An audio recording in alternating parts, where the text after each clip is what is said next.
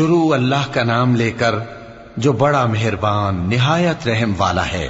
حامیم، اس کتاب روشن کی قسم کہ ہم نے اس کو ایک مبارک رات میں نازل فرمایا، ہم تو خبردار کرنے والے ہیں۔ اسی رات میں تمام حکمت کے کام فیصل کیے جاتے ہیں، یعنی ہمارے ہاں سے حکم ہو کر بے شک ہم ہی فرشتوں کو بھیجتے ہیں۔ یہ تمہارے پروردگار کی رحمت ہے، وہی تو سننے والا ہے، جاننے والا ہے۔ آسمانوں اور زمین اور جو کچھ ان دونوں میں ہے سب کا مالک، بشرطے کہ تم لوگ یقین کرنے والے ہو۔ اس کے سوا کوئی معبود نہیں، وہی زندگی دیتا ہے اور وہی موت دیتا ہے، وہی تمہارا اور تمہارے پہلے باپ دادوں کا پروردگار ہے۔ لیکن یہ لوگ شک میں پڑے کھیل رہے ہیں، تو اس دن کا انتظار کرو کہ آسمان سے صاف دھواں نکلے گا جو لوگوں پر چھا جائے گا، یہ درد دینے والا عذاب ہے۔ اس وقت وہ کہیں گے کہ اے پروردگار، ہم سے اس عذاب کو دور کر، ہم ایمان لاتے ہیں۔ اس وقت ان کو نصیحت کہاں مفید ہوگی، جبکہ ان کے پاس پیغمبر آ چکے جو ہمارے احکام کھول کر بیان کر دیتے تھے۔ پھر انہوں نے ان سے منہ پھیر لیا اور کہنے لگے، یہ تو سکھایا پڑھایا ہوا ہے، دیوانہ ہے۔ ہم تو تھوڑے دنوں عذاب ٹال دیتے ہیں، مگر تم پھر کفر کرنے لگتے ہو۔ جس دن ہم بڑی سخت گرفت کریں گے تو بے شک انتقام لے کر چھوڑیں گے۔ اور ان سے پہلے ہم نے قوم فرعون کی آزمائش کی، اور ان کے پاس ایک عالی قدر پیغمبر آئے جنہوں نے یہ کہا کہ اللہ کے بندوں یعنی بنی اسرائیل کو میرے حوالے کر دو، میں تمہارا امانت دار پیغمبر ہوں، اور اللہ کے سامنے سرکشی نہ کرو، میں تمہارے پاس کھلی دلیل لے کر آیا ہوں، اور اس بات سے کہ تم مجھے سنگسار کرو، میں اپنے اور تمہارے پروردگار کی پناہ لے چکا ہوں، اور اگر مجھ پر ایمان نہیں لاتے تو مجھ سے الگ ہو جاؤ۔ تب موسیٰ نے اپنے پروردگار سے دعا کی کہ یہ نافرمان لوگ ہیں۔ اللہ نے فرمایا کہ اچھا، میرے بندوں کو راتوں رات لے کر چلے جاؤ، اور فرعونی ضرور تمہارا تعاقب کریں گے، اور سمندر سے کہ ٹھہرا ہوا ہوگا پار ہو جانا، تمہارے بعد وہ پورا لشکر ڈبو دیا جائے گا۔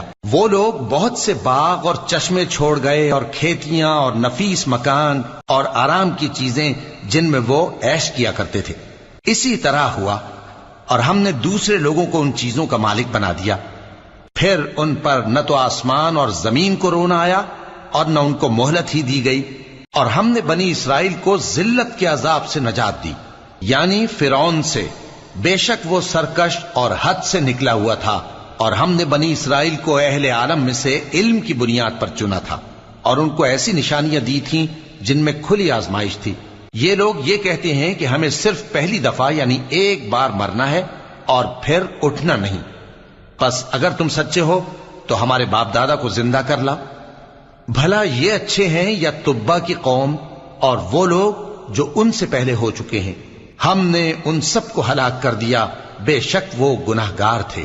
اور ہم نے آسمانوں اور زمین کو اور جو کچھ ان میں ہے اس کو کھیل کے لیے نہیں بنایا، ان کو ہم نے تدبیر سے پیدا کیا ہے، لیکن اکثر لوگ نہیں جانتے۔ کچھ شک نہیں کہ فیصلے کا دن ان سب کے جی اٹھنے کا وقت ہے، جس دن کوئی دوست کسی دوست کے کچھ کام نہ آئے گا، اور نہ ان کو مدد ملے گی مگر جس پر اللہ مہربانی کرے۔ بے شک وہی غالب ہے، بڑا مہربان ہے۔ بلا شبہ تھوہر کا درخت گناہگاروں کا کھانا ہوگا، جیسے پگھلا ہوا تانبا۔ وہ تھوہر پیٹوں میں اس طرح کھولے گا جس طرح گرم پانی کھولتا ہے۔ حکم دیا جائے گا کہ اس کو پکڑ لو اور کھینچتے ہوئے دوزخ کے بیچوں بیچ لے جاؤ، پھر اس کے سر پر کھولتا ہوا پانی اونڈیل دو کہ عذاب پر عذاب ہو۔ اب مزہ چکھ، تو بڑی عزت والا اور سردار تھا۔ یہ وہی دوزخ ہے جس میں تم لوگ شک کیا کرتے تھے۔ بے شک پرہیزگار لوگ چین کے مقام میں ہوں گے، یعنی باغوں اور چشموں میں باریک اور دبیز ریشم کا لباس پہن کر ایک دوسرے کے سامنے بیٹھے ہوں گے۔ وہاں اس طرح کا حال ہوگا، اور ہم بڑی بڑی آنکھوں والی حوروں کو ان کی بیویاں بنا دیں گے۔